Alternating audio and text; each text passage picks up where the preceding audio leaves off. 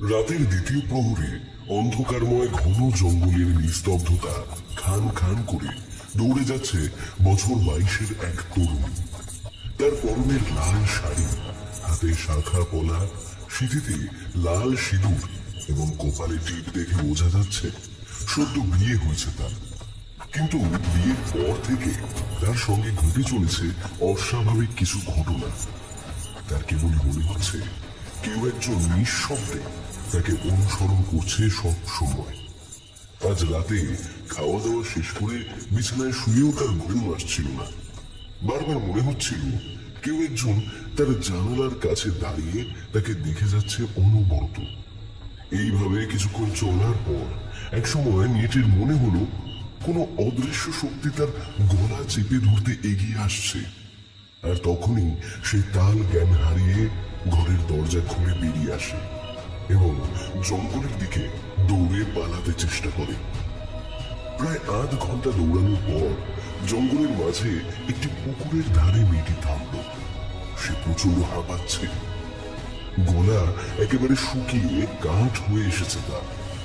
তাই পুকুরের শীতল জল খেয়ে তৃষ্ণা মেটাতে রাখতে এক আজলা জল তুলতে গিয়ে মেয়েটি খেয়াল করলো তার হাতের লাল সুতোটা কোথাও খুলে পড়ে গেছে। এই মন্ত্রপুত লাল সুতো তার বিয়ের সময় গুরুজি তার বাম হাতে পরিয়ে বলেছিলেন, এই বাঁধন দেহে যতক্ষণ থাকবে ততক্ষণ কোনো অশুভ শক্তি তোকে ছুঁতে পারবে না। এখন সেই সুতোখানি হাতে দেখতে না পেয়ে সে খুব ভয় পেয়ে গেল। ঠিক তখনই সে দেখতে পেল পুকুরের পাশে বটগাছ থেকে নেমে এলো এক অবয়ব। সেই অবয়বের পরনে লাল শাড়ি, পোড়া কয়লার মতো হাতে শাখা পলা, যেন তারও সদ্য বিয়ে হয়েছে। তার মাথার স্বর্ণের নুড়ির মতো চুলগুলো বাতাসে উড়ছে। তার চোখের জায়গায় বড় বড় দুটো গর্ত ভাটার মতো জ্বলছে। মাটি থেকে এক হাত উপরে শূন্যে ঝুলছে সেই অবয়বটি, যা দেখে মেয়েটি ভয়ে বাক শক্তি হারিয়ে ফেলেছে। গলা দিয়ে এক ফোঁটা স্বর বেরোচ্ছে না। এইবার সেই অবয়ব ধীরে ধীরে এগিয়ে আসছে। তার আগুনে পোড়া হাত দুটো বাড়িয়ে চেপে ধরল সদ্য বিবাহিত যুবতীর গলা। এই দৃশ্য দেখে বট গাছে বসে থাকা পেঁচা দুটো নিঃশব্দে উড়ে গেল। পরদিন যথারীতি বিজয়নগরের লোকেরা আরো একটি সদ্য বিবাহিত মেয়ের মৃতদেহ খুঁজে পেল উব খালের জঙ্গলে। নিষ্প্রাণ সেই দেহটি দেখে মনে হচ্ছে সারা শরীরের বিভিন্ন জায়গায় যেন কোনো পশু খুবলে খেয়েছে। সব দেখে শুনে গ্রামের মোড়ল অবনীমোহন গুহ বললেন, এই নিয়ে ৭৭তম খুন হলো এই গ্রামে। আর কত নিরীহ মেয়েকে যে ওই ডাইনির কবলে পড়তে হবে কে জানে। পাহাড়ের পাদদেশে অরণ্য ঘেরা গ্রাম এই বিজয়নগর। এখানকার প্রাকৃতিক সৌন্দর্য অবর্ণনীয়, যেন কোন শিল্পী তার তুলির টানে ফুটিয়ে তুলেছে গ্রামের বাড়িঘর, রাস্তাঘাট, নদী, পুকুর, গাছপালা। গ্রামের পূর্ব দিকে রয়েছে ঘন জঙ্গল এবং সেই জঙ্গলের মাঝ বরাবর রয়েছে এক বিশাল পুকুর। তাই সেই জঙ্গলের নাম পূব খালের জঙ্গল। কিন্তু ইদানিং গ্রামের এই সৌন্দর্যে যেন গ্রহণ লেগেছে। বিগত 5 বছর ধরে গ্রামে ঘটে চলেছে এক ভয়ঙ্কর মারণ খেলা। গ্রামের নববিবাহিতা স্ত্রীরা রহস্যজনকভাবে মারা যাচ্ছে এবং তার সবটাই হচ্ছে এক ডাইনির অভিশাপের কারণে। এমনটাই গ্রামবাসীর বিশ্বাস। ভিন রাজ্য থেকে ওঝা তান্ত্রিক ডেকে এনেও কোনো কাজ হচ্ছে না। প্রত্যেকে আসে গ্রামবাসীকে আশ্বস্ত করে বিপদমুক্ত করার, কিন্তু প্রত্যেকেই কোনো এক অজানা কারণে 2-3 দিন পর গ্রাম ছেড়ে চলে যায়। এইভাবে বিজয়নগরের লোকেরা এক বিভীষিকাময় জীবনযাপন করে চলেছে। বৈষ্ণবী ঘুম থেকে উঠে মায়ের মুখে শুনল গ্রামের আরো একটা সদ্য বিবাহিত মেয়ে মারা গিয়েছে। বৈষ্ণবীর বিয়ে ঠিক হয়েছে বিজয়নগরের মোড়ল অবনীমোহন গুহর ছোট ছেলে প্রতাপ গুহর সঙ্গে। প্রতাপ এর আগেও বিয়ে করেছিল পাশের গায়ের একটি মেয়েকে। সেই মেয়েটি বিয়ের 4 দিনের মাথায় আশ্চর্যজনকভাবে মারা যায়। বৈষ্ণবের মা চন্দনা প্রথমে কিছুতেই রাজি ছিল না ওই গ্রামে মেয়েকে বিয়ে দিতে, কিন্তু তার স্বামী সুধীর বাবু সামান্য ভাগ চাষী। মেয়েকে যৌতুক দিয়ে বড় ঘরে বিয়ে দেওয়ার সামর্থ্য তার নেই। মোড়ল মশাই কোন রকম দাবি দেওয়া ছাড়া তাদের মেয়ে নিতে রাজি হওয়ায় সুধীর বাবু কোন রকম আপত্তি করেননি। অগত্যা স্বামীর ইচ্ছেতে চন্দনাকেও রাজি হতে হয়েছে। কিন্তু দিন যত এগিয়ে আসছে তার মাতৃ হৃদয় ভয়ে, সন্তান হারানোর যন্ত্রণায় আরো আকুল হয়ে উঠছে। অপরদিকে বৈষ্ণবীর মনে বিন্দু মাত্র ভয়ের লেশ নেই। সে মনে প্রাণে তার ইষ্টদেবী মা কালীকে স্মরণ করছে। তার বিশ্বাস, দেবীর আশীর্বাদ সঙ্গে থাকলে নাকি কোনো অপশক্তি তার কোনো ক্ষতি সাধন করতে পারবে না। এইভাবেই দিন কাটছিল বৈষ্ণবীর পরিবারের। দেখতে দেখতে বৈষ্ণবীর বিয়ের দিন এগিয়ে আসে। আজ বৈষ্ণবীর বিয়ে। মেয়েকে কনের সাজে দেখে সব বাবা মায়ের মন খুশিতে ভরে ওঠে। কিন্তু চন্দনা সকাল থেকে কেঁদে কেঁদে অস্থির হয়ে উঠেছে। তার মন কেবলই কু গাইছে। সে একবার সাহস করে বৈষ্ণবীকে বলে ফেলল, এই বিয়েটা করিস না রে মা, তুই পালিয়ে যা এখান থেকে, পালিয়ে যা, বহুদূর পালিয়ে যা। বৈষ্ণবী তার মাকে আশ্চর্য করে দিয়ে বলল, আমি এভাবে পালাতে পারবো না মা। আমার সঙ্গে স্বয়ং মা কালী আছেন। তুমি দেখো, তিনি তার ভক্তকে সর্বদা রক্ষা করবেন। একে একে বিয়ের সমস্ত আচার নিয়ম শেষ হলো। অগ্নি সাক্ষী রেখে প্রতাপ এবং বৈষ্ণবী 7 জন্মের বন্ধনে আবদ্ধ হলো। সে যখন শ্বশুর বাড়িতে প্রবেশ করল তখন তার শাশুড়ি তাকে পরম আদরের সহিত বরণ করে নিলেন। বিভিন্ন স্ত্রী আচার পালন করার পর বৈষ্ণবীর ননদেরা তাকে নিয়ে এলো একটা ঘরে। বৈষ্ণবীও এতক্ষণ পরে একটু বিশ্রাম নেওয়ার সুযোগ পেল। সে ঠিক করলো হাত মুখ ধুয়ে আপাতত একটু বিশ্রাম নেবে। বৈষ্ণবী হাত মুখ ধোয়ার উদ্দেশ্যে বাথরুমের দিকে গেল। বাথরুমে ঢুকতেই ছিটকিনিটা আপনা থেকেই লেগে গেল। বৈষ্ণবী কিছুটা ভীত হলেও নিজের মনের ভুল ভেবে বালতিতে রাখা জল দিয়ে মুখ ধুতে যাবে এমন সময় কারেন্ট চলে গেল। অচেনা জায়গায় এসে একা একা হাত মুখ ধুতে আসার সিদ্ধান্তটা এইবার বোকামি বলেই মনে হলো তার কাছে। বৈষ্ণবীর মনে হচ্ছে কেউ একজন ঠিক তার পেছনে দাঁড়িয়ে আছে। একটা হিম শীতল নিঃশ্বাস সে অনুভব করতে পারছে নিজের কাঁধের কাছে। কিন্তু অন্ধকারে কিছু না দেখতে পাওয়ায় হাত বাড়িয়ে যে দরজার চিটকিনিটা খুলে বের হবে সে উপায়ও নেই তার। কি করবে ভাবতে ভাবতে কারেন্ট চলে এলো। বৈষ্ণবীও কিছুটা মনের জোর ফিরে পেয়ে হাত মুখ ধোয়া শেষ করে ফিরে গেল তার ঘরে। সেই রাতে আর উল্লেখযোগ্য কিছু ঘটল না। পরদিন সকাল থেকে শুরু হলো বউ ভাতের তোড়জোড়। মোড়লের ছেলের বউ ভাতে রীতিমতো গ্রাম শুদ্ধ সকলের নিমন্ত্রণ। ঠাকুরেরা রান্না শুরু করে দিয়েছে। তাদের রান্নার গন্ধে বাতাস ম ম করছে। মিষ্টি তৈরির জন্য রেন বসানো হয়েছে। তারা গাওয়া ঘিয়ে মিহিদানা বাজছে। প্রতাপ সকাল থেকে ব্যস্ত তদারকিতে। বিয়ে হয়ে এ বাড়িতে আসার পর থেকে বৈষ্ণবীর সঙ্গে ভালো মতো কথা হয়নি তার। প্রতাপ খুব ভয়ে আছে। তার প্রথম স্ত্রী নীলুর মতো বৈষ্ণবীরও যদি ক্ষতি করে ওই ডাইনি। সে ঠিক করলো বৈষ্ণবীকে চোখে চোখে রাখবে, একটুও চোখের আড়াল করবে না সে। যথা সময়ে নিয়ম মেনে ভাত কাপড়ের অনুষ্ঠান শেষ হলো। প্রতাপ বৈষ্ণবীর হাতে ভাতের থালা, শাড়ি, আলতা, সিঁদুর তুলে দিয়ে তার সারা জীবনের ভরণ পোষণের দায়িত্ব নিল। সমস্ত অনুষ্ঠান শেষে বৈষ্ণবী একটু স্বস্তি পেল নিজের ঘরে গিয়ে। আজ ফুল সজ্জার রাত। বৈষ্ণবীর বুকটা উথাল পাথাল করছে আজকের রাতের জন্য। আগে কখনো সে কোনো পুরুষের সঙ্গে ঘনিষ্ঠ হয়নি। নিজের বান্ধবীদের মুখে সে যা গল্প শুনেছে সেসব শুনে সেও প্রচন্ড উত্তেজিত ছিল নিজের জীবনে সেগুলি ঘটবার জন্য। বৈষ্ণবী প্রতাপের জন্য অপেক্ষা করতে করতে তার ঘরে রাখা আয়নাটার কাছে এগিয়ে গেল নিজেকে দেখবে বলে। আজ তাকে সুন্দর না দেখালে কি আর চলে? মনে এক রাশ আনন্দ নিয়ে আয়নার সামনে গিয়ে সে যা দেখল তাতে তার সারা শরীর কেঁপে উঠল। বৈষ্ণবী দেখল আয়নায় তার বিপরীতে দেখা যাচ্ছে অন্য এক অবয়বের প্রতিবিম্ব। কুৎসিত কদাকার সেই অবয়বের চোখ দিয়ে যেন আগুন ঝরে পড়ছে। এক দৃষ্টে সে তাকিয়ে আছে বৈষ্ণবীর দিকে। তার মুখে লেগে রয়েছে এক পৈশাচিক হাসি। বৈষ্ণবী আর দেখতে পারল না, সে অজ্ঞান হয়ে মাটিতে পড়ে গেল। একটু পরেই প্রতাপ ঘরে এসে বৈষ্ণবীকে মাটিতে পড়ে থাকতে দেখে বাড়ির লোকজনদের ডাক দিল।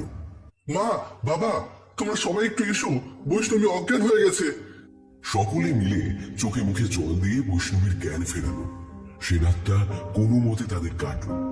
পরদিন সকালে বৈষ্ণবীকে নিয়ে প্রতাপরা গেল গ্রামের এক মন্দিরে। মন্দিরের বৃদ্ধ পুরোহিতের হাতে পূজার সামগ্রী দিয়ে বৈষ্ণবীর শাশুড়ি কাতর কণ্ঠে বললেন, পুরোহিত মশাই, আমার ছেলে বৌমার নামে একটু ভালো করে পুজো দিয়ে দিন। জানেনই তো এই গ্রামে নববধূদের উপর কিসের যেন রোষ আছে। কাল রাতেও বলে তিনি ব্যক্ত করলেন গত রাতের বৃত্তান্ত। পুরোহিত মশাই ঘাড় মেরে পুজো শুরু করলেন। মন্দিরের সকলে পুজোতে ব্যস্ত। ঠিক এমন সময় বৈষ্ণবীর চোখ গেল মন্দির চত্বরে থাকা একটা প্রকাণ্ড শাখা প্রশাখা বিস্তৃত বট গাছের নিচে। একজন সাধু সেখানে ধ্যান মগ্ন হয়ে বসে আছেন। বৈষ্ণবীর হঠাৎ কি মনে হলো, সে চুপি চুপি মন্দির থেকে বেরিয়ে এসে সাধুর কাছে গিয়ে দাঁড়ালো। বৃদ্ধ সাধু তার দু চোখ ধীরে ধীরে খুললেন।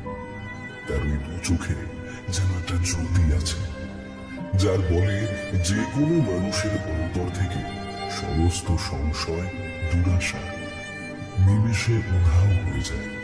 তিনি গম্ভীর কণ্ঠে বললেন, তুই এসেছিস বেটি, আমি জানি তুই পারবি গ্রামবাসীকে এই বিপদ থেকে মুক্ত করতে।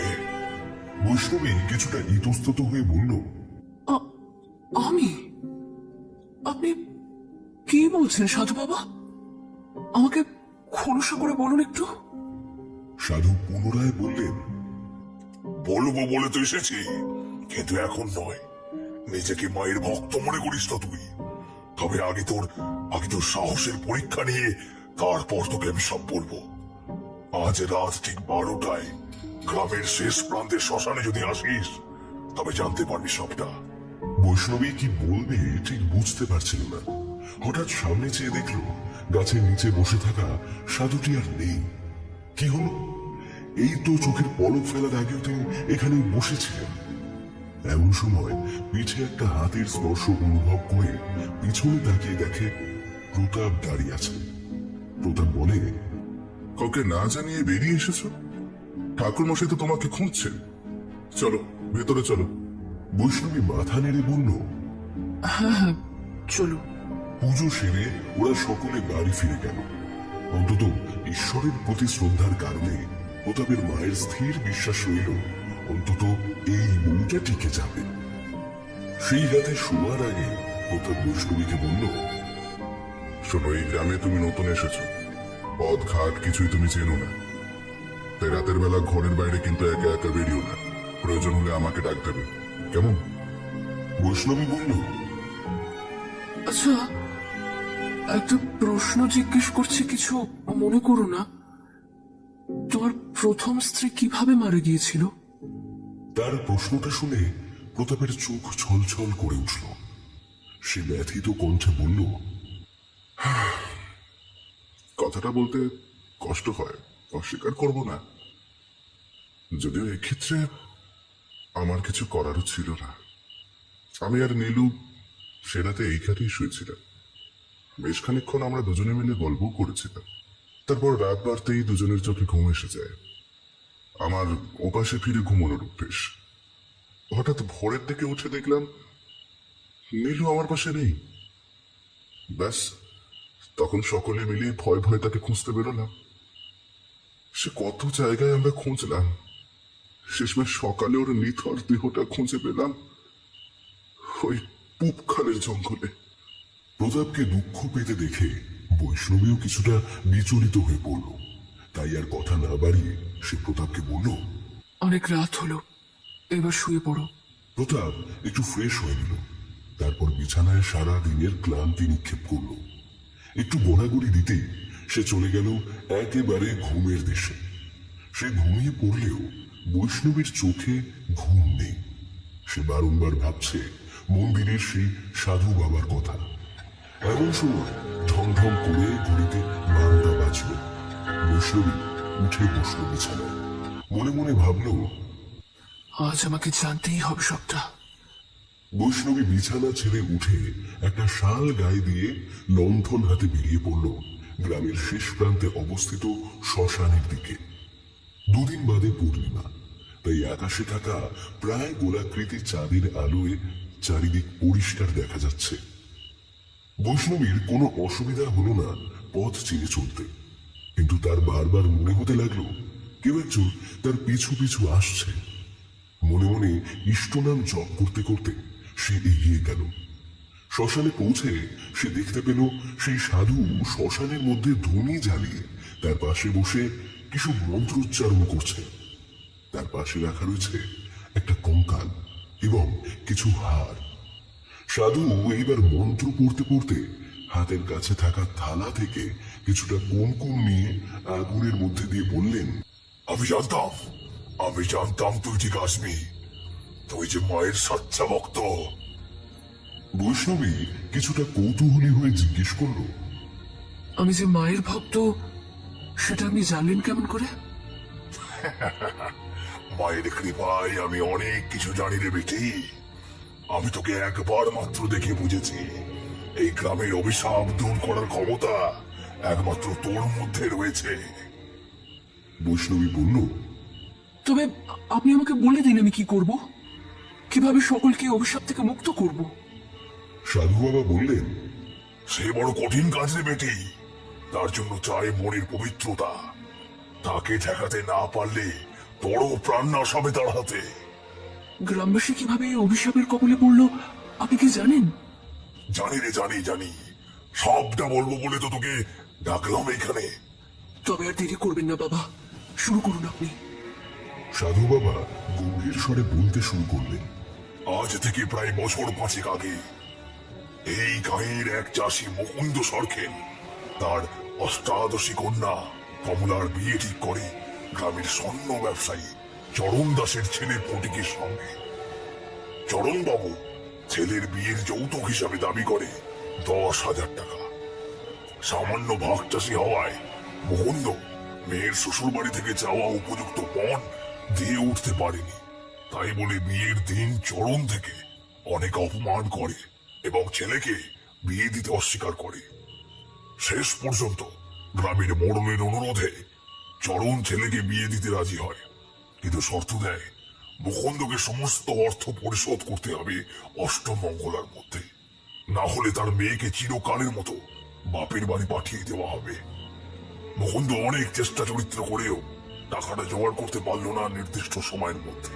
চাহিদা মতো যৌতুক না পাওয়ায় চরণ দাস এক ঘৃণ্য ষড়যন্ত্র রচনা করল। তার স্ত্রীর সাহায্য নিয়ে কমলাকে আফিম খাওয়ানো শুরু করল, যার ফলস্বরূপ নেশার ঘরে কমলা প্রলাপ বকতে শুরু করে। সেই সুযোগে চরণ ও তার স্ত্রী গ্রামে প্রচার করে তাদের বৌমার উপর কোনো দায় নির্ভর করেছে। গ্রামের মোড়ল মশাইয়ের কানে এই কথা যাওয়ায় তিনি কোনো কিছু বিচার না করে তৎক্ষণাৎ ঘোষণা করেন কমলাকে যেন পুড়িয়ে মারা হয়।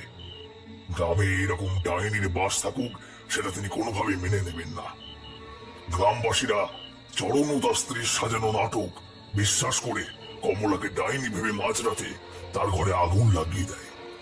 ঘুমের ঘরে কমলা প্রথমে কিছু টের না পেলেও যখন তার শরীর জ্বলতে শুরু করে তখন তার ঘুম ভেঙে যায়।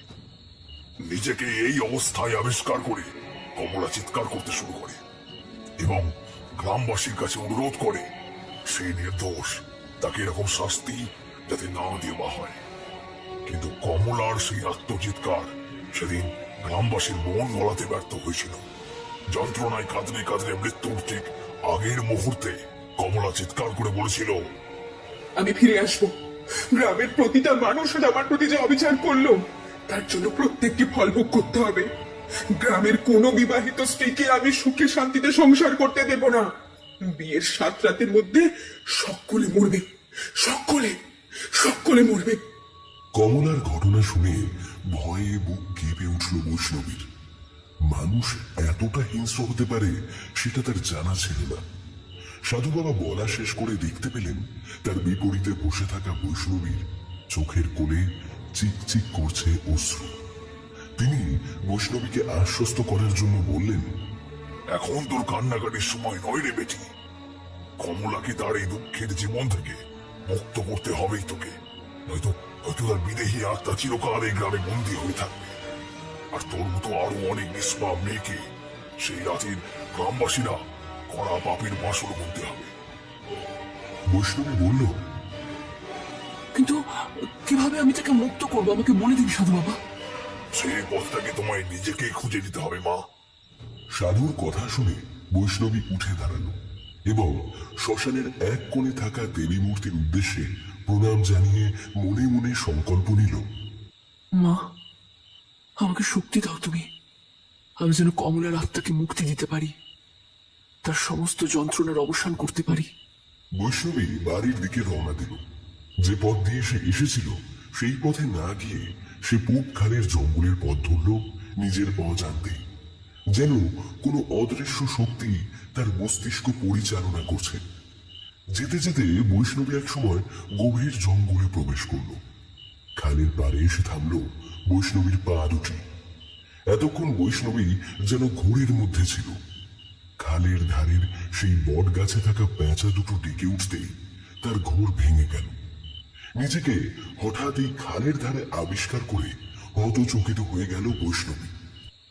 আমি এখানে কেমন করে আসলাম? আমি তো বাড়ি ফিরছিলাম। তবে কি? বৈষ্ণবীর কথা শেষ হওয়ার আগে বট গাছের মগডাল থেকে একটা খ্যানখ্যানে গলা ভেসে এলো। তুই কি ভেবেছিলি আমার চোখে ফাঁকি দিয়ে নিজের প্রাণ বাঁচাবি?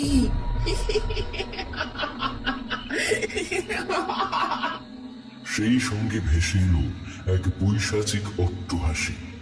সেই কণ্ঠস্বর শুনে বৈষ্ণবীর শির দাঁড়াবে শীতল স্রোত নেমে গেল। সে বুঝতে পারল রাতের বেলা তার একা এভাবে বের হওয়া ঠিক হয়নি। তার উচিত ছিল প্রতাপকে সঙ্গে নিয়ে আসা। মগডালে বসে থাকা অবয়বটি এইবার শূন্যে ভাসতে ভাসতে কিছুটা নেমে এলো। বৈষ্ণবী দেখল তার থেকে মাত্র 2 হাত দূরে দাঁড়িয়ে রয়েছে একটা ছায়া মূর্তি, যার বেশভূষা দেখে মনে হচ্ছে যেন নতুন নতুন বিয়ে হয়েছে। অষ্টাদশী সেই কিশোরীর এক ঢাল চুল কোমর ছাপিয়ে নেমে গেছে। তার গায়ের রং যেন দুধে আলতা।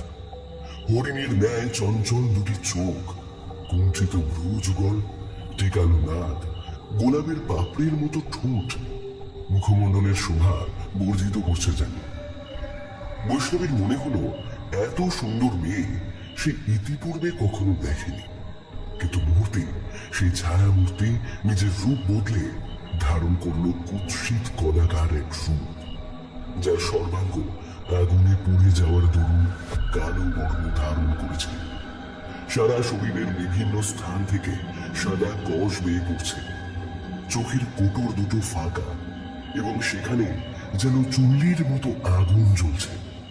সেই জ্বালাময়ী দৃষ্টি কোনো মানুষকে পুড়িয়ে ফেলার জন্য যথেষ্ট। মুহূর্তের মধ্যে সেই ছায়া মূর্তির আঁচল পেঁচিয়ে ধরল বৈষ্ণবীর গলা। এহেন আচমকা আক্রমণে বৈষ্ণবী কিছুটা অপ্রস্তুত হয়ে পড়ে। তার গলার সেই আঁচল যেন ফাঁসের মতো চেপে ধরছে ক্রমশ। বৈষ্ণবীর শ্বাস নিতে কষ্ট হচ্ছে, প্রাণবায়ু যেন ফুরিয়ে আসছে তার ধীরে ধীরে। হঠাৎ বৈষ্ণবীর মনে হলো এইভাবে হেরে গেলে চলবে না। তাই সামান্য একটু সাহস সঞ্চয় করে সেই ছায়া মূর্তির উদ্দেশ্যে সে বলল,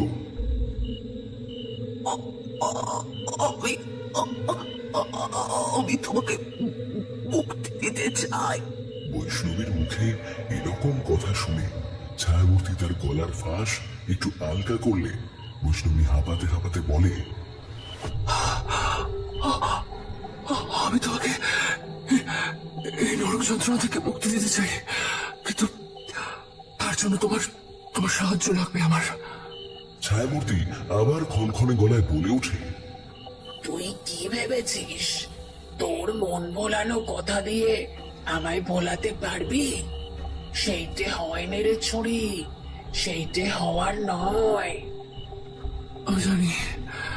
আমি জানি গ্রামবাসীরা তোমার উপর অবিচার করেছে। আমি তোমাকে মুক্তি দিতে চাই কমলা। দয়া করে আমার কথাটা একটু শোনো। তারপর যদি তোমার মনে হয় আমি মন ভোলানোর কথা বলছি, তবে তুমি আমাকে মেরে ফেলো। বহু বছর পর কারো মুখে নিজের নামটা শুনে ছায়ামূর্তির মনটা যেন একটু নরম হল। কই, আগে যে মেয়েগুলোকে এসে মেরেছে তাদের কারো চোখে তো এমন আত্মবিশ্বাসী দৃষ্টি দেখেনি সে। তারা সকলেই নিজের প্রাণ ভিক্ষা করেছে। কেউ তো কখনো তার দুঃখের কথা জানতে চায়নি একবারের জন্য।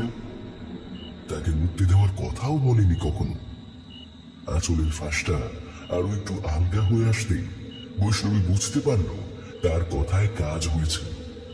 সে সাহসে ভর করে আবার বলল, কমলা, তুমি আমাকে বলে দাও, কি করলে তোমার আত্মা মুক্ত হবে এই যন্ত্রণা থেকে?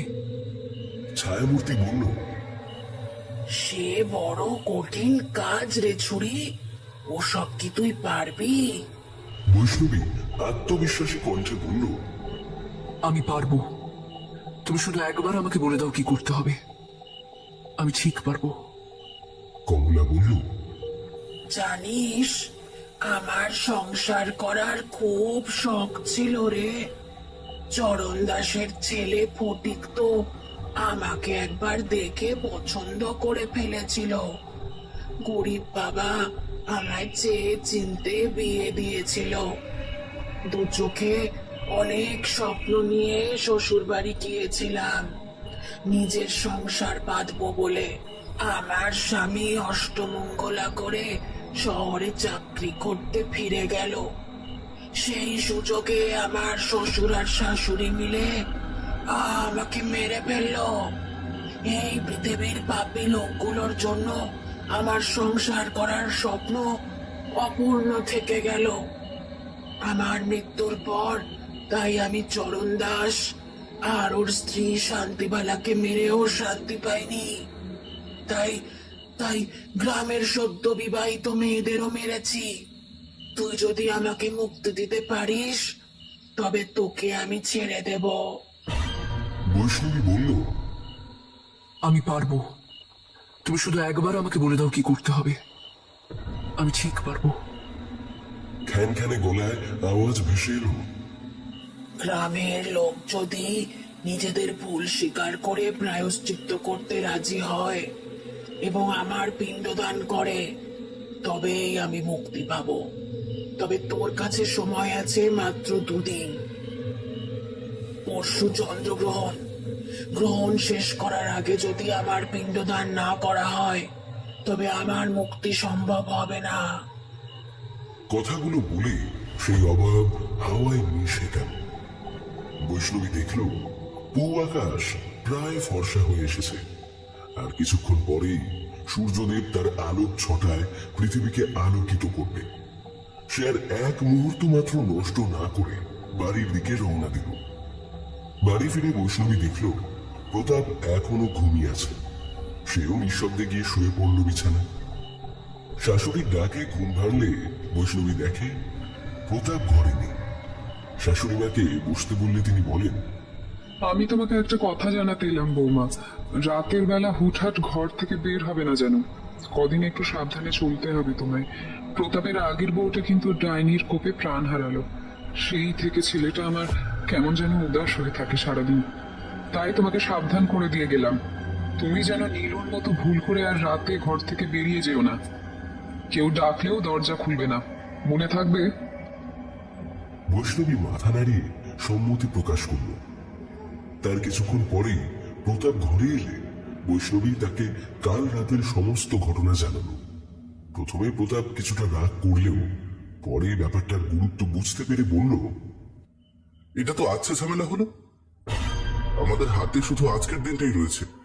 তার মধ্যে সবটা মিটিয়ে আজকে রাতের মধ্যে যদি গয়ার উদ্দেশ্যে না বের হই তাহলে গ্রহণ শেষ হওয়ার আগে তো পিণ্ডদান কোনোভাবেই সম্ভব নয়। বৈষ্ণবী স্বামীর মুখের দিকে চেয়ে বলল। এখন তবে উপায়? প্রতাপ বলল, বাবা হয়তো বাড়িতেই আছেন। তিনি গ্রামের লোকেদের মিটিং এর জন্য ডাকলে সকলেই আসবে। এছাড়া তো আর কোনো উপায় আমি দেখছি না। তবে তাই চলো। অতঃপর বৈষ্ণবী এবং প্রতাপ দুজনে অবনীমোহন বাবুর কাছে গেল তাদের দরখাস্ত নিয়ে। অবনীবাবু সবটা মনোযোগ দিয়ে শুনে বললেন, তোমরা যেটা বলছো ভেবে চিনতে বলছো তো? তোমরা জানো এই কাজে ব্যর্থ হলে গ্রামের সকলের প্রাণ সংশয় হতে পারে। বৈষ্ণবীর শাশুড়ি রীতিমতো তেলে বেগুনে জ্বলে উঠল তার বৌমার এহেন আস্পর্ধা দেখে। রাগে গজগজ করতে করতে বললেন, তোমার আস্পর্ধা তো কম নয়। বাড়ির বউ রাত বিরেতে বন জঙ্গলে ঘুরে বেড়াও। ওগো, তুমি দেখে শুনে কোন ডাইনি ঘরে আনলে গো?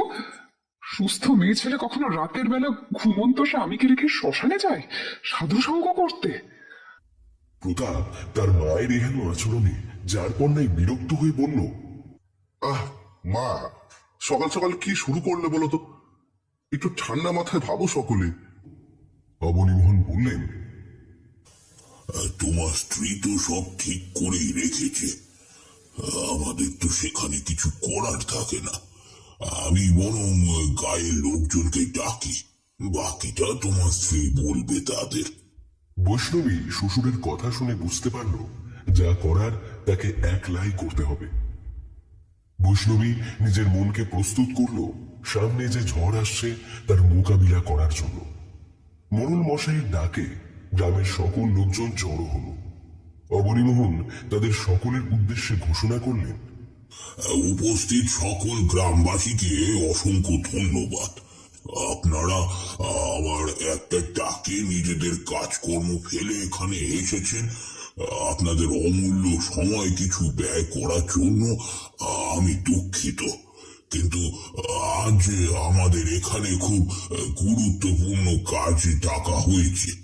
কথাগুলো এক নাগারে বলে বৈষ্ণবীর দিকে তাকিয়ে তিনি ইশারা করতে বৈষ্ণবী গ্রামবাসীর উদ্দেশ্যে বলল, আমি এই গ্রামে মাত্র 2 দিন হলো বিয়ে হয়ে এসেছি, কিন্তু আপনাদের গ্রামের এই সমস্যা বিগত কয়েক বছর ধরে চলে আসছে। গ্রামের নিরীহ মেয়েদের ডাইনির কোপে পড়ে প্রাণ হারাতে হচ্ছে। তার জন্য আসলে পরোক্ষভাবে দায়ী কিন্তু আপনারাই। বৈষ্ণবীর কথা শুনে গ্রামবাসী রীতিমতো রেলে করে তেড়ে আসলো। একজন মাঝবয়সী লোক বলে ওঠেন, কি হে মোড়ল মশাই, আপনি কি আজকাল বৌমার বুদ্ধিতে উঠা বসা করছেন? একজন মহিলা বলতে লাগলো, মা গো মা, মেয়ে সাহস দেখো। এই গায়ের কোনো মেয়ে বউয়ের ক্ষমতা নেই স্বামী শ্বশুরের ওপর কথা বলে, আর এ মেয়ে 2 দিন বিয়ে হয়ে এসে নিজেকে গ্রামের মোড়ল ভাবলো লোক। প্রতাপ কিছুটা ধমক দেওয়ার ভঙ্গিতে বলল, আপনারা মন দিয়ে একটু বৈষ্ণবীর কথাটা শুনুন, তারপর ভালো না লাগলে আপনাদের মানতে হবে না। বৈষ্ণবী আবার বলতে শুরু করলো, আজ থেকে 5 বছর আগে গ্রামের এক মেয়েকে ডাইনি অপবাদ দিয়ে পুড়িয়ে মেরেছিলেন আপনারা। সেই মেয়ের অতৃপ্ত আত্মাই গ্রামকে অভিশপ্ত করে রেখেছে। তার জন্য গ্রামে বিয়ে করে আসা নববধূদের মৃত্যু হচ্ছে। আপনারা কি এই মৃত্যু মিছিল বন্ধ করতে চান না? ছেলে বৌমা নিয়ে সকলে সংসার করতে চান না? কিছুক্ষণ আগে সকলে মিলে বৈষ্ণবীর বিরুদ্ধাচরণ করছিল, এখন তারা সকলেই নিজেদের ভুল বুঝতে পারল এবং বলল, আমরা কি করলে এই অভিশাপ থেকে মুক্তি পাবো? বৈষ্ণবী বলল, প্রায়শ্চিত্ত। গ্রামবাসীরা আবার সমবেত কণ্ঠে বলে উঠল, কিভাবে প্রায়শ্চিত্ত করলে সেই ডাইনির আত্মা শান্তি পাবে তা তো আমরা জানিনি। বৈষ্ণবী এই প্রশ্নের কি উত্তর দেবে বুঝতে পারছিল না। এমন সময় সেই ভিড়ের মধ্যে থেকে একজন মানুষকে তার দিকে আসতে দেখল। সেই ব্যক্তি আর কেউ নয়, কাল যে সাধুর সঙ্গে তার দেখা হয়েছিল তিনি। সাধু বাবা সকলের উদ্দেশ্যে বললেন, অনুতাপের থেকে বড় প্রায়শ্চিত্ত আর কিছু হয় না। তোমরা যদি সকলে নিজের কৃতকার্যের জন্য অনুতপ্ত হও, তবে তার কাছে ক্ষমা চাও সকলে। উপস্থিত সকল গ্রামবাসী নিজেদের কৃতকার্যের জন্য লজ্জিত হল এবং সকলে প্রতিজ্ঞা করল আর কখনো তারা বিচার বিবেচনা না করে কোনো মেয়েকে ডাইনি অপবাদ দিয়ে তার বিচারের দায়িত্ব নিজেদের কাঁধে তুলে নেবে। সকলে কমলার কাছে নিজেদের ভুলের জন্য ক্ষমা চাইল। এতক্ষণ ভিড়ের মধ্যে চুপচাপ দাঁড়িয়েছিলেন কমলার বাবা। তার মেয়ের সমস্ত অপবাদ ঘুচে যাওয়ায় বৃদ্ধের মুখে ফুটে উঠেছে এক অনাবিল আনন্দ। তিনি এগিয়ে এসে তার কম্পিত হাত দুটি বৈষ্ণবীর মাথায় রেখে বললেন, চিরসুখী হও মা, চিরসুখী হও। স্বামী সন্তান নিয়ে সুখে সংসার করো। আমার মেয়ের জন্য তুমি এতটা করেছ, কিন্তু কিন্তু এই নিঃস্ব বৃদ্ধের চেয়ে বেশি কিছু দেওয়ার সামর্থ্য নেই মা, আর সামর্থ্য নেই। বৈষ্ণবী বৃদ্ধর হাত দুটি ধরে বলল, আপনার আশীর্বাদই যথেষ্ট। আমার কাজ শেষ হলেও আপনার কিন্তু একটা কাজ রয়ে গেছে। আপনি নিজের হাতে মেয়েকে পিণ্ডদান করলেই আপনার মেয়ে পৃথিবীর মায়া কাটিয়ে পরলোকে গমন করতে পারবে। বৈষ্ণবীর কথা শুনে বৃদ্ধ মুকুন্দ সরখেল তার দিকে কৃতজ্ঞ দৃষ্টিতে তাকালো। অতঃপর বৃদ্ধকে নিয়ে প্রতাপ রওনা দিল গয়ার উদ্দেশ্যে। সেই রাতে বৈষ্ণবী ঘুমিয়ে পড়লে তার শ্বশুর এবং শাশুড়ি পরামর্শ করতে বসল। বৈষ্ণবীর শাশুড়ি বললেন, এই মেয়েটা বেঁচে থাকলে তো তোমার রাজ্যপাট চালানো মুশকিল হয়ে পড়বে। গ্রামের লোক যদি সে রাতের সত্যতা জানতে পারে, তবে আমাদের জন্য সেটা খুব সুবিধাজনক হবে না। অবনীমোহন স্ত্রীর কথায় সায় দিয়ে বললেন, ঠিক বলেছ কিন্নি। এই মেয়ে প্রতাপের প্রথম বউয়ের মতো বোকা গেও না, রীতিমতো পড়ালেখা জানা শিক্ষিত মেয়ে। এইভাবে চললে আমাদের ভদ্রতার মুখোশ খুলে ফেলতে এই মেয়ের দুদিন সময় লাগবে না। অবনীমোহনের স্ত্রী বললেন, তবে একটাই উপায় আছে, মেয়েটাকে এই পৃথিবী থেকেই সরিয়ে ফেলতে হবে। আর দোষ পড়বে কমলা ডাইনির। অবনীমোহনের স্ত্রী স্বামীর নির্দেশ অনুযায়ী একটি চকচকে ধারালো ছুরি নিয়ে ধীর পায়ে এগিয়ে গেল বৈষ্ণবীর ঘরের দিকে। বৈষ্ণবী গভীর ঘুমে অচেতন। তার শ্বশুর এবং শাশুড়ির ঘৃণ্য ষড়যন্ত্রের কথা সে গুণাক্ষরেও টের পায়নি। বৈষ্ণবীর শাশুড়ি তার দিকে আস্তে আস্তে এগিয়ে আসছে। হাতের উদ্ধত ছুরির ফলা যেই গেঁথে দিতে যাবে বৈষ্ণবীর বুকে, এমন সময় তার মনে হলো কোনো এক ছায়া মূর্তি তার হাতটা ধরে ফেলল। ছায়াটার শীতল স্পর্শে তার হাতে থাকা ছুরিটি সশব্দে মাটিতে আছড়ে পড়ল। বৈষ্ণবীর শাশুড়ি কুৎসিত সেই ছায়া মূর্তির রূপ দেখে ভয়ে জ্ঞান হারালেন। সকালবেলা বৈষ্ণবী উঠে দেখল তার শাশুড়ি মাটিতে অজ্ঞান হয়ে পড়ে আছেন। তার বিস্ফারিত চোখ প্রমাণ দিচ্ছে তিনি কোনো কিছু দেখে ভয় পেয়েছেন। বৈষ্ণবী বিন্দুমাত্র দেরি না করে অবনীবাবুকে ডাক দিল। অবনীবাবু চোখে মুখে জল ছিটিয়ে তার স্ত্রীকে সজ্ঞানে ফিরিয়ে আনলে ও ভয় পাওয়ার কারণে তার কথা জড়িয়ে যাওয়ায় কিছু বোঝা গেল না। বৈষ্ণবী নিজেও খুব অবাক হলো শাশুড়ির এই অবস্থা দেখে। কোনো মতে সেই দিনটা কাটল। সন্ধ্যাবেলা তুলসী তলায় প্রদীপ দিতে গিয়ে বৈষ্ণবী দেখল চন্দ্রগ্রহণ শুরু হতে বেশি দেরি নেই। আর কিছুক্ষণ পরে রাহু ধীরে ধীরে গ্রাস করতে শুরু করবে চাঁদকে। হঠাৎ তার মনে হলো দূরে কোথাও শেয়াল ডেকে উঠল যেন। সেই সাথে একটা শীতল হাওয়া বয়ে গেল তার বাড়ির উঠোন দিয়ে। চারপাশের পরিবেশটাও কেমন অদ্ভুত ঠেকলো বৈষ্ণবীর। তার মন বলছে আজকে কিছু একটা অমঙ্গল হবে। কোনো মতে নিজের কাজ সেরে বৈষ্ণবী ঘরে চলে গেল। রাতের বেলা শ্বশুরকে খাবার দিয়ে শাশুড়িকে খাইয়ে বৈষ্ণবী হেসেল পরিষ্কার করে নিজের ঘরে যাওয়ার আগে কলঘরের দিকে গেল হাত মুখ ধুতে। কলঘরের ঠিক পেছনেই রয়েছে একটা বিশাল গাব গাছ। কিছুক্ষণ আগেই গ্রহণ শুরু হয়েছে।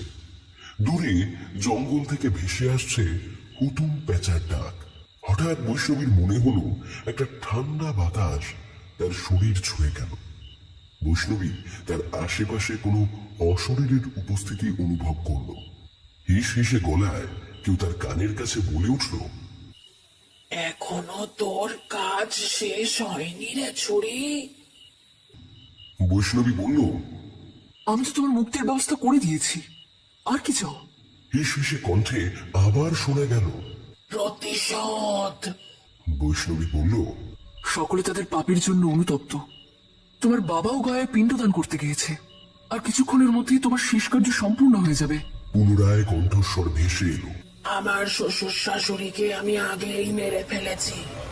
তোর শাশুড়িও কালকে তার উচিত শিক্ষা পেয়েছে। বাকি রইল একজন, অবনী মোহন। বৈষ্ণবী বলল, কিন্তু আমার শ্বশুর শাশুড়ি তো তোমার কোনো ক্ষতি করেনি। এইবার হিসানি বদলে গেল ক্রুদ্ধ কণ্ঠে। তোর শাশুড়ি আর শ্বশুর অনেক পাপ করেছে রে সারা জীবন। আমার শ্বশুর চরণ দাস সঠিক সময়ে যৌতুক না পেয়ে এসেছিল মোড়ল অবনী মোহনের কাছে। তখন অবনী মোহন ও তার স্ত্রী একটা ঘৃণ্য ষড়যন্ত্রের বুদ্ধি বাতলে দিয়েছিল চরণ দাসকে কিছু অর্থের বিনিময়ে। চরণ দাস সেই মতো কাজ করেছিল, আর তারপর গ্রামের লোকের মধ্যে গুজব ছড়িয়ে দিয়েছিল যে তার বৌমা ডাইনি। তখন তোর শ্বশুরের নির্দেশে গ্রামবাসী আমাকে পুড়িয়ে মারে। কাল রাতেও দুজনে পরামর্শ করে তোকে খুন করতে এসেছিল। তার জন্য তো তোর শাশুড়ির এই দশা। এদের মতো পাপীদের ছেড়ে দিলে আরো অনেক মেয়ের সর্বনাশ হবে। বৈষ্ণবী বলল, কিন্তু আমি কিভাবে সাহায্য করতে পারি তোমাকে? আবার কণ্ঠস্বর ভেসে এলো। চরণ দাসের মৃত্যুর পর অবনী মোহন এক ওঝা নিয়ে নিজের শরীর বন্ধন করে ফেলে। তাই তাকে মারার জন্য আমার কোনো পবিত্র দেহ প্রয়োজন। তুই যদি নিজের দেহে আমাকে প্রবেশের অনুমতি দিস তবে ওকে মারা সম্ভব হবে। গ্রহণ শেষ হতে আর বেশি দেরি নেই, তারপরে নরক যন্ত্রণা থেকে আবার মুক্তি। তুই শুধু নিজের দেহে প্রবেশের অনুমতি দে আমায়। বৈষ্ণবী মাথা নেড়ে সম্মতি জানাল। সঙ্গে সঙ্গে এক ক্ষীণ জ্যোতি তার শরীরে প্রবেশ করল। চোখ দুটি জ্বলে উঠল বৈষ্ণবীর। হাত খোপা করে রাখা চুলের বাঁধন খুলে হাওয়ায় উড়তে লাগলো। কিছুক্ষণ পরে প্রকৃতির ডাকে সাড়া দিতে কলঘরের দিকে এলো অবনী মোহন। বাথরুম থেকে বেরিয়ে হাতে পায়ে জল দিতে গিয়ে তার চোখ পড়ল গাব গাছের তলায় দাঁড়িয়ে থাকা ছায়া মূর্তির দিকে। দূর থেকে অবাক দেখে মনে হচ্ছে কোনো যুবতী। এত রাতে কোনো যুবতীকে এরকম করে দাঁড়িয়ে থাকতে দেখে কিছুটা কৌতূহল নিয়ে অবনী মোহন এগিয়ে গেল গাব গাছের দিকে। মেয়েটির কাছাকাছি যেতেই হাঁক পারল। তুই কে গো? এত রাতে এই গাছতলায় দাঁড়িয়ে আসো কেন? মেয়েটি ঘুরে দাঁড়িয়ে বলল, তোর পাপের শাস্তি দিতে এসেছি আমি। অবনীমোহন এইবার ভালো করে অবয়বটি লক্ষ্য করে দেখল তার পুত্রবধূ তার সামনে দাঁড়িয়ে রয়েছে, কিন্তু তার চোখের দৃষ্টি কেমন যেন অন্য রকম লাগছে। চোখ দুটি বিভৎস রকম লাল হয়ে রয়েছে, যেন এখনই লাভা বেরিয়ে আসবে। অবনীমোহন কিছুটা তাচ্ছিল্যের সুরেই বলল, ঘরে চলো বৌমা, এত রাতে বাইরে থাকাটা ঠিক নয়। অবয়বটি বলল, আমি কমলা, আমি তোকে নিতে এসেছি অবনী মোহন। তোর জাগতিক সুখ ভোগ করার দিন শেষ। এতদিন আমি যে নরকের আগুনে জ্বলেছি, আজ থেকে সেই আগুনে তুই জ্বলবি। অবনীমোহন হেসে বলল, তুই আমার কোনো ক্ষতি করতে পারবি না।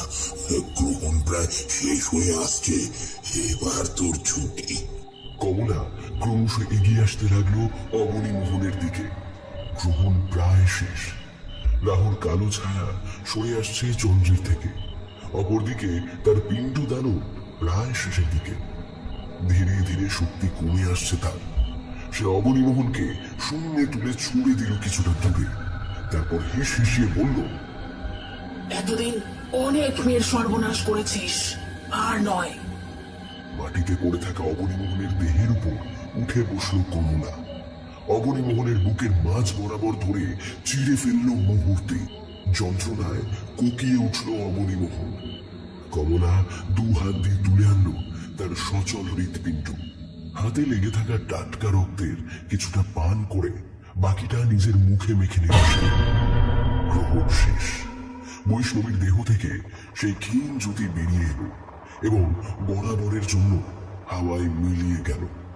বৈষ্ণবীর অচৈতন্য দেহ মাটিতে লুটিয়ে পড়ল। পরদিন সকালবেলা প্রতাপ বাড়ি ফিরে কাউকে দেখতে না পেয়ে খোঁজাখুঁজি করতে করতে বাড়ির পেছনে কলঘরের দিকে গেলে দেখতে পায় গাব গাছের থেকে কিছুটা দূরে পড়ে রয়েছে তার বাবার মৃতদেহ।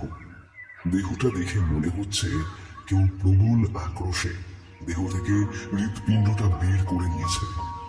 বাবার মৃতদেহের কিছুটা দূরে বৈষ্ণবীকে পড়ে থাকতে দেখে প্রতাপ ছুটে গিয়ে নিরীক্ষণ করে বুঝতে পারল বৈষ্ণবী জ্ঞান হারিয়ে পড়ে আছে।